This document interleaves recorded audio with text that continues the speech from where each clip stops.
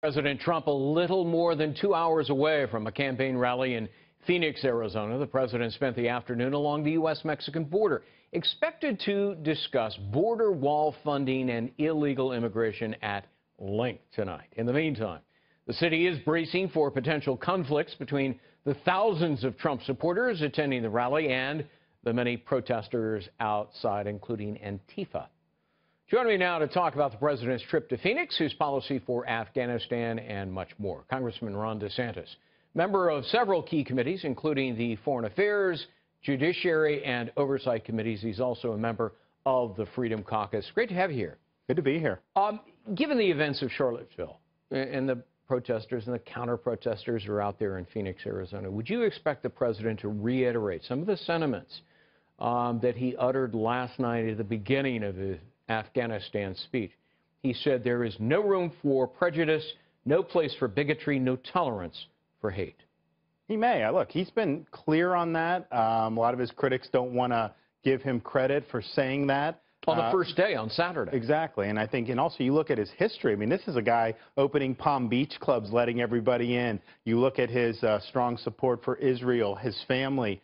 The idea that he has sympathy for neo-Nazis is absurd. It's just nonsense. I think that him to reiterate, though, look, protest is the American way. You come out, you don't like what I'm doing, you have the right to do it, but don't get violent. And some of these left-wing groups have been violent. Yeah, there's no constitutional right to assault and battery. That's right. What would you like to hear from President Trump tonight? We mentioned he'll surely talk about immigration, the border wall. What else? Well, but the border wall is important because we had a spending bill in April, and there was no funding for the border wall in that bill. That's why me and some of my colleagues weren't supportive of that. The president campaigned on it. The American people want the wall. So I think he's got to say, Congress has got to provide the funds. And then what we can do on the back end, when he said have Mexico pay for it, the way to do that is to do something like the El Chapo Act that Ted Cruz had, where you take the drug seizures from Mexican kingpins who get convicted in federal court and apply that. That's billions of dollars. So you can do that on the back end. But I think if we do these spending bills in September and there's not wall funding, that's not going to be, Congress will not have been standing by the president. And so Republicans have got to stand by him on this. The president is getting pretty high marks from a great many people about his speech last night on Afghanistan and the way forward there. You have special knowledge of this. You're not only on the Foreign Affairs Committee, but you served in Iraq. You're in the military. You're a lieutenant commander. You're still in the reserves. What did you think? A viable, smart strategy? I thought it was a great speech. I thought he laid out huge improvements over our legacy Afghan policy. Now, he's inherited a tough situation.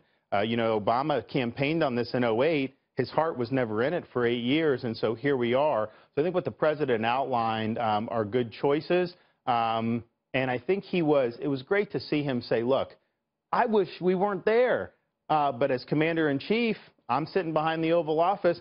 I got to look at the consequences of a precipitous withdrawal, and I think Barack Obama's decision to precipitously remove our troops from Iraq and the disaster that ensued after that, I think that loomed large over the president's decision. He knows Obama was wrong there, and he doesn't want to repeat Obama's mistakes. His critics were predictable. Nancy Pelosi derided the president's strategy as, quote, an open-ended commitment with no accountability. Gee, where was she for the 8 years while President Obama was presiding over that war? Well, it's amazing. Before I went to Iraq, she was criticizing Bush, Harry Reid, saying, oh, this war's lost. So just imagine, we're getting ready to deploy, and you have Pelosi and Reid saying the war is lost. And, of course, she was quiet for 8 years under Barack Obama about Afghanistan, just like she was quiet for her speakership about Confederate statutes. Now she's concerned about it. She had a chance to deal with that, and she didn't do it. She just saw them last week. Exactly. They just magically appeared. She was wondering who those people were in those statutes, and now she knows. Real quickly, you have special knowledge of the Debbie Wasserman-Schultz situation, her IT guy that she kept on the payroll at taxpayer expense for months after he was banned from the Capitol Hill computer systems. She has a lot to answer for, doesn't she? She only fired him when he was apprehended at the airport trying to flee to Pakistan. His wife was also indicted with him. She did flee to Pakistan with $14,000 in cash. Prior to that, Both of them wired hundreds of thousands of dollars from the U.S. to Pakistan. So there are 4-count indictment. That's Right. just the beginning. There's more to this story than their financial crimes. You're going to see information security that was at risk. And then these members of Congress who employed them for so long, how do you justify that?